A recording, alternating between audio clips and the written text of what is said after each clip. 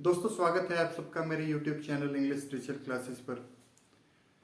आज मैं class 9th की एक बहुत ही खूबसूरत सी पोएम लेकर आप लोगों के साथ हूँ, जिसका नाम है द लेक आई of Innisfree, composed by William Butler Yeats. हम इस पोएम के अंदर देखेंगे कि कंट्री साइड में किस तरह का चार्म है। जब गांव की जिंदगी जीने वाले लोग हैं वो किस तरीके से खुशहाल जिंदगी जीते हैं, वहीं पर दूसरी तरफ ग्रे एंड डल लाइफ जीने वाले शहरी लोग हैं, उनके बीच में किस तरीके का कंपैरिजन है, उनकी लाइफ स्टाइल को लेकर, उनके रहने के तरीके को लेकर। इस पोएम के अंदर पोएट ने इन चीज़ों को मेंशन करने की कोशिश की है और बताता है कि उसकी डिज़ायर क्या है, वो क्या चाहता है। अगर उसको अपने तरीके से जीवन जीने का मौका मिले तो किस तरीके से ज़िंदगी जिएगा। पोएम के अंदर बहुत ही खूबसूरत सी लाइंस हैं, बहुत ही इजी लैंग्वेज में लिखने की कोशिश की है येट्स ने। आइए देखते हैं स्टैंजा वाइज इसको।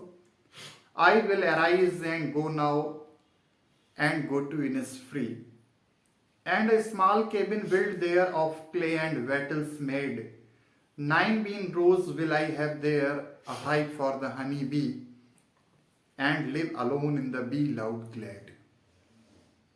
पहले इस स्टैंजा में पोएट बताता है आई विल अराइज।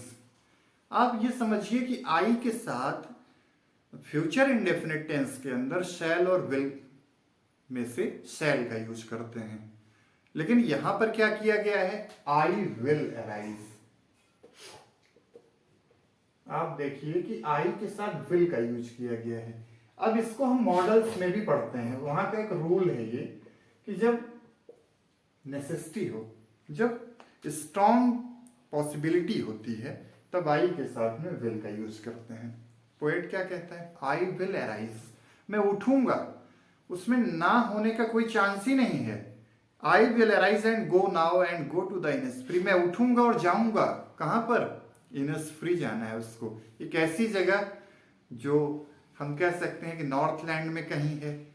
कुछ लोग कहते हैं कि ये पोएट सिर्फ ऐसे कल्पना कर लेता है कि कोई ऐसी जगह है, लेकिन आप इनिसफ्री से ऐसा समझिए कि कोई एक ऐसी जगह है जहाँ कोई नहीं रहता, जहाँ शांत है, जो आइसोलेटेड प्लेस है। पोएट वहाँ जाने की इच्छा कर रहा है। And a small cabin build there, मैं जब वहाँ जाऊँगा ना तो अपने लिए छोटा सा केबिन बनाऊंगा रहने के लिए, ऑफ क्ले, किस चीज़ की, मिट्टी की और लकड़ियों को मिलाकर दीवारें बनाऊंगा, केबिन बनाऊंगा, अपने लिए चैम्बर बनाऊंगा, रूम बनाऊंगा और उसी में रहूंगा मैं।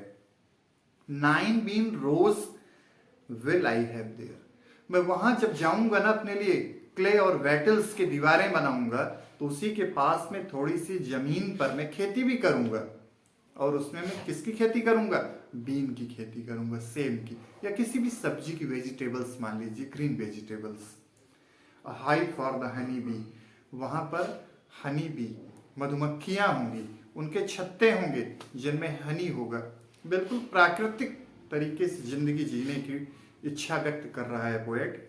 And live alone in the be loud glad, और वहां पर शाम के वक्त जब मधुमक्खियां अपने छत्तों से, अपने घरों से निकलकर खुले आसमान में उड़ेंगी, उनकी जो आवाज होगी उसको सुनना पसंद करूंगा मैं।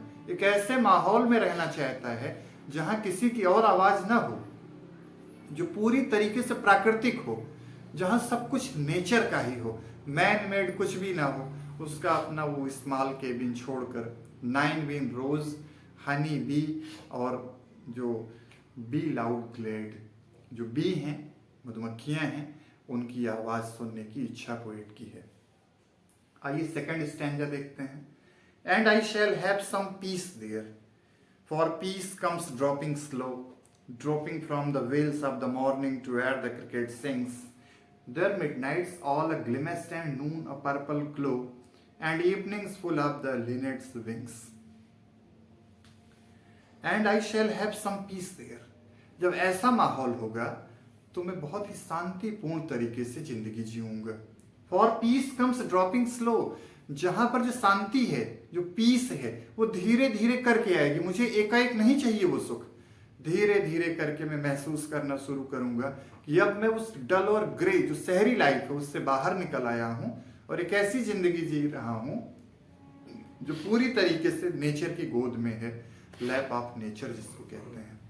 Dropping from the veils of the morning to where the cricket sings.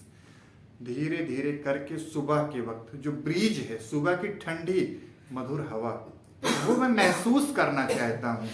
और वहां पर रहने वाले जो बर्ड्स हैं, जो छोटे छोटे इंसेक्ट्स हैं, उनकी आवाजें, खास करके वो क्रिकेट सिंग की बात करता है, झिंगुरों के बोलने की जो आवाज है, मैं उसको अपने कानों से महसूस करना चाहता हूँ। There midnight's all a glimmer and noon a purple glow. जहां दोपहर का समय, जो दोपहर का वक्त है, वो पर्पल कलर का ग्लो करे। जहां मिडनाइट, रात का समय हो, तो वो बिल्कुल ग्लिमर, वो चमकता हुआ हो, चांदनी रात हो। And evenings full of the linnet's wing. और शाम के समय में चाहता हूं कि लिनेट बर्ड है, उसके खुले आसमान में उड़ने से उसके पंखों की फड़फड़ाहट की जो आवाज है, उसको अपने कर्णपटल से मैं महसूस करूं, अपने कानों में महसूस करूं। पोएट चाहता है कि जब मिडनाइट हो तो वो रात भी बड़ी सुहानी हो, चमकदार हो। जब दोपहर का वक्त हो तो पर्पल कलर का उसको महसूस हो, और शाम के वक्त वो बर्ड लिनेट उसके पंखों की आवाज को अपने कानों में महसूस करना चाहता है। आइए थर्ड स्टैंजा देखते हैं। आई will arise and go now for always night and day. पहले स्टैंजा में कहा कि मैं जाना चाहता हूं, वहां जाऊंगा और क्या क्या इंतजाम करूंगा अपने लिए, क्या क्या चीजें महसूस करना चाहता हूं मैं। और थर्ड स्टैंजा में पोएट कहता आई will arise and go now. अब तक तो मैंने महसूस किया, इमेजिन किया कि ये चीजें चाहिए, ऐसा करूंगा मैं। अब वो कह रहा है कि मैं जाऊंगा, निश्चित तौर पर जाऊंगा। एक दिन के लिए नहीं, 2 दिन के लिए नहीं, फॉर नाइट एंड डे, पूरे दिन रात में वहीं गुजारना चाहता हूं। I hear the lake water lapping with low sounds by the shore. समुद्र के या लेक, झील के पानी का बहना और किनारों से आकर टकराना, टकराने के बाद जो आवाज आएगी, उस आवाज को मैं महसूस करना चाहता हूं। उस धीरे धीरे आती हुई आवाज को मैं अपने कानों से सुनना चाहता हूं, महसूस करना चाहता हूं अपने स्मॉल केबिन में बैठकर। While I stand on the roadway or on the pavement's grey, I hear it in the deep heart score. मैं रोडवे, सड़कों के किनारे रहूं, सड़क के किनारे, या मैं पेवमेंट पर, किसी फुटपाथ पर खड़ा रहूं, सड़कों के किनारे बने हुए फुटपाथ पर खड़ा रहूं। इसका मतलब है कि गाड़ियों की आवाजाही जिन सड़कों पर होती है, अगर उसके किनारे बने हुए पेवमेंट्स पर भी मैं खड़ा रहूं, फिर भी मुझे झीलों के बहते हुए पानी का किनारों से आकर टकराना और उनसे उठता हुआ शोर, जो आवाज है उनकी, वो मैं वहां भी महसूस कर सकूं। I hear it in the deep heart score.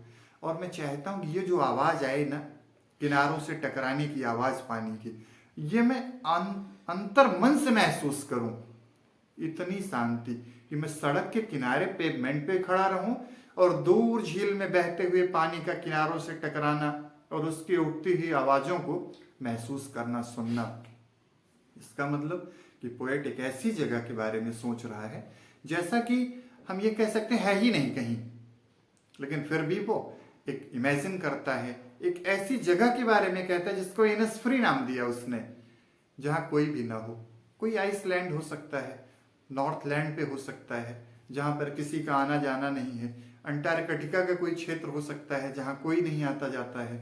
एक ऐसी जगह के बारे में पोएट सोचता है जहां पर सड़कों के किनारे खड़े होने पर भी झील के पानी का उठता हुआ शोर, किनारों से टकराने का शोर वो महसूस करे।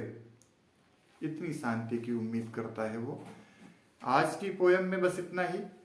जल्द ही एक नई पोयम के साथ आप लोगों के बीच में फिर हाजिर होऊंगा। आप चैनल को सब्सक्राइब करिए, अपने